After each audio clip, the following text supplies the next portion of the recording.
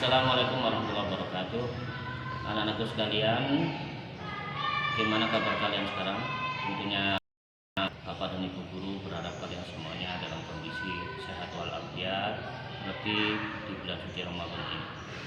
Anak-anakku sekalian, sebagaimana telah disampaikan Bapak Ibu guru bahwa kalian hari-hari ini mengikuti kegiatan untuk Ramadan. Dan materi yang akan kami sampaikan adalah tentang praktek melaksanakan sholat subuh. Kita akan sebelum kami sampaikan materi itu secara keseluruhan, perlu saya sampaikan untuk melaksanakan ataupun tata cara melaksanakan sholat subuh. Berikut ini akan saya jelaskan secara singkat. Untuk lengkapnya nanti kalian bisa melihat link yang akan kami berikan pada kalian semuanya di YouTube, supaya kalian lebih memahami materi yang kami sampaikan. Jadi begini anak-anakku sekalian, pada waktu melaksanakan sholat subuh, pertama yang harus dilakukan adalah meniatkan diri untuk melaksanakan sholat yang kita hendak laksanakan. Dalam hal ini sholat subuh, berarti kalian harus mengucapkan, tidak harus karena ini niatnya itu bisa dilafalkan, juga bisa di dalam hati.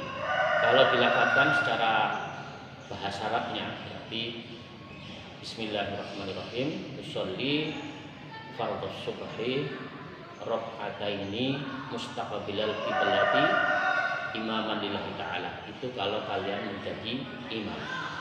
Tapi kalau kalian menjadi makmum, maka lafalnya usolli fardhus subhi raka'ataini mustaqbilal qiblati makmuman lillahi ta'ala.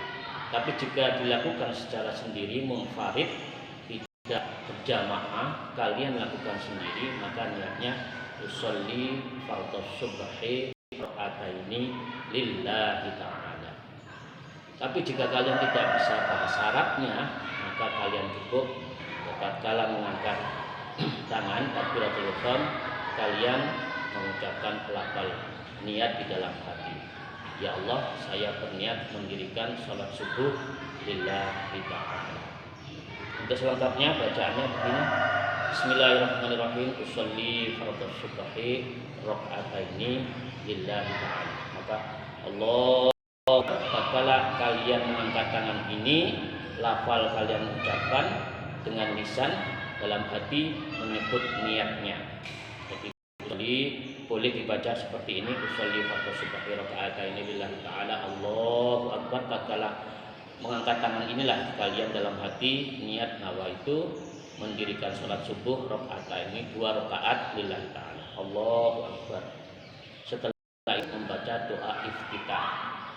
Doa iftitah ini boleh dibaca, tidak dibaca tidak apa-apa, merupakan kesunahan. Kalau dibaca, bacaannya Bismillahirrahmanirrahim, kabira walhamdulillahi katsira wa subhanallahi bukratan wa asila, hingga akhir. Jadi kalau ada orang mendirikan sholat subuh tidak menggunakan doa iftitah, langsung membaca Al-Fatihah, tidak apa-apa ya, itu merupakan kesunahan. Jadi setelah membaca doa iftitah, kalian membaca Al-Fatihah, doa bismillah, membaca Al-Fatihah, Bismillahirrahmanirrahim, Alhamdulillahirabbil alamin, sampai waladhdallin. Kemudian kalian membaca surat. Apa yang kalian hafalkan, bacalah itu. Tapi alangkah baiknya dalam sholat subuh itu dianjurkan tidak membaca surat pendek seperti Qul huwallahu ahad. Bukan tidak sah, tetapi sholat subuh itu waktunya cukup panjang menjelang terbit matahari. Maka alangkah baiknya jika surat yang dibaca itu surat yang agak panjang atau surat panjang. Kenapa? Fadilah daripada sholat subuh itu amat sangat besar. Oleh karena itu kalau kita membaca surat dalam sholat subuh itu terlalu pendek, mungkin kita menyia-nyiakan fadilah yang ada di dalam sholat subuh tersebut. Kemudian setelah membaca, langsung kita rukuk, ya. Allahu Akbar. Maka rukuknya yang benar itu ini tangan kita letakkan di lutut kita ini, pandangan kita seperti ini. Memang ada orang yang sholat itu seperti ini, tetapi Rasulullah mengajarkan seperti ini. Jadi setelah rukuk membaca doa itu, doa rukuknya, kemudian kita i'tidal, sami Allahu liman hamidah, Rabbana walakal hamd. Setelah itu sudah selesai, kita sujud, Allahu Akbar. Sujud kita hidung dengan dahi kita itu menempel di lantai. Sujudnya jangan terlalu begini dan jangan pula seperti ini.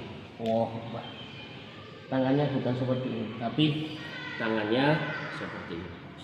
Allah. Kemudian duduk di antara dua sujud. Allahu Akbar.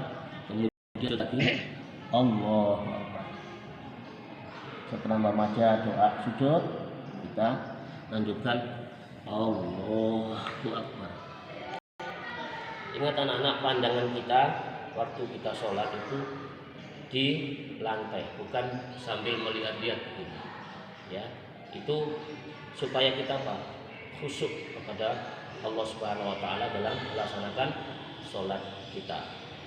Setelah kita membaca, kita berdiri untuk menuju kedua rakaatnya, kemudian kita membaca Al-Fatihah, kita kemudian setelah selesai membaca Al-Fatihah, kita membaca surat lagi.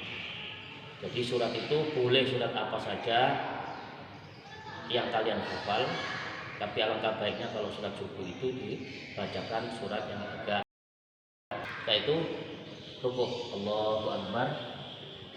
Kita membaca doa rukuk, subhanarabbiyal azim wa bihamdihi. Kemudian selesai, 3 kali kita baca, kesunahannya sami Allahu liman hamidah. Ingat ya bacaannya.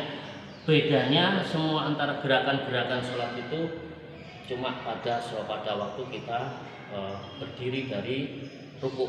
Jadi bacanya kalau semuanya Allahu Akbar, tapi setelah rukuk kita berdiri itu mengucapkan bukan Allahu Akbar, tapi membacanya sami Allahu liman hamidah. Kemudian kita membaca doa setelah rukuk. Itu kita harus melakukannya secara ada jedahnya, jadi tumakninanya. Subhanarabbiyal azim wa bihamdihi, kemudian sami Allahu liman hamidah, Rabbana lakal hamd.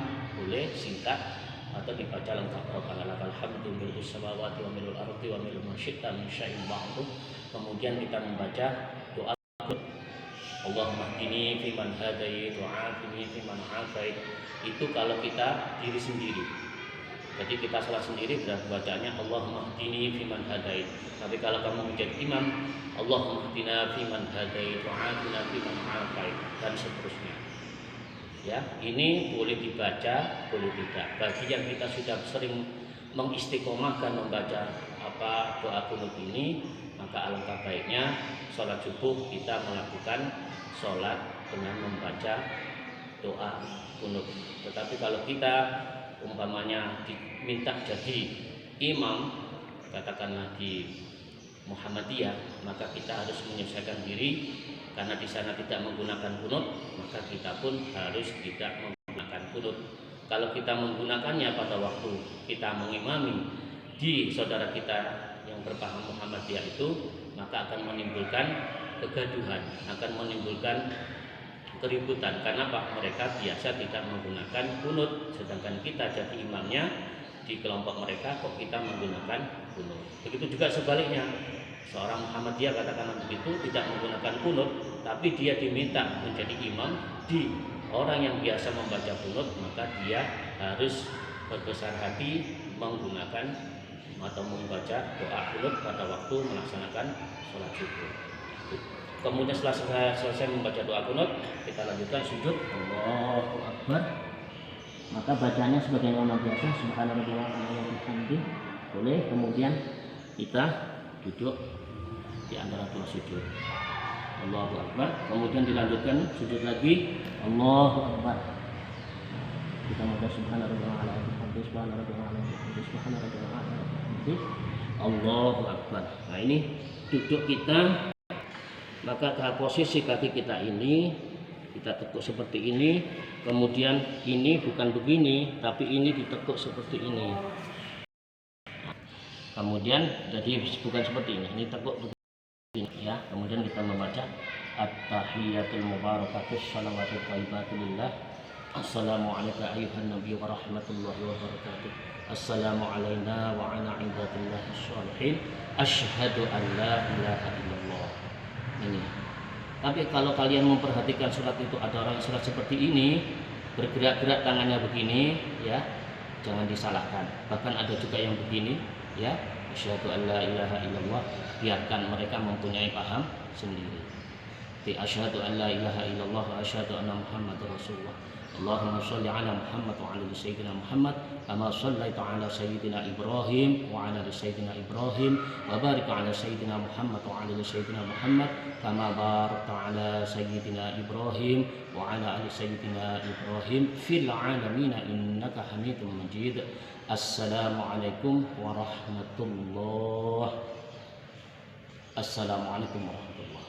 Jadi anak-anak, waktu kalian mengucapkan salam untuk mengakhiri sholat itu, maka harus tumakninah. Maksudnya begini, kalau kalian mengucapkan salam assalamualaikum warahmatullahi, assalamualaikum warahmatullahi, itu tidak sah. Kenapa? Karena tidak ada jedahnya, tidak ada tumakninah. Jadi harus berhenti sebentar. Assalamualaikum warahmatullahi, assalamualaikum warahmatullahi. Demikian anak-anak. Nah, ini mungkin pengetahuan tatkala kalian itu mungkin waktu sholat itu kentut.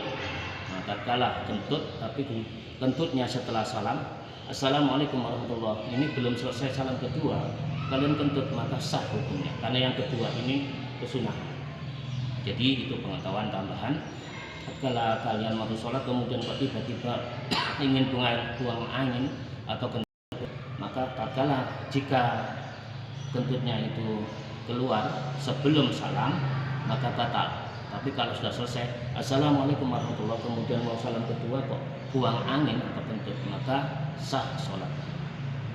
Itulah anak-anakku sekalian yang bisa Pak Ari sampaikan dalam praktek mendirikan sholat subuh baik sendiri maupun berjamaah. Lafalnya sudah kami sampaikan tadi. Untuk lebih jelasnya nanti kalian bisa lihat, pelajari bacaannya dan gerakan-gerakannya ada di link yang akan Pak Ari sampaikan pada kalian semuanya. Terakhir, tugas kalian setelah mempelajari atau melihat link yang sudah Pak Ari nanti sampaikan, maka tugas kalian yang pertama adalah menulis doa iftitah, ditulis di selembar kertas atau di buku, kalian foto, kasih namanya.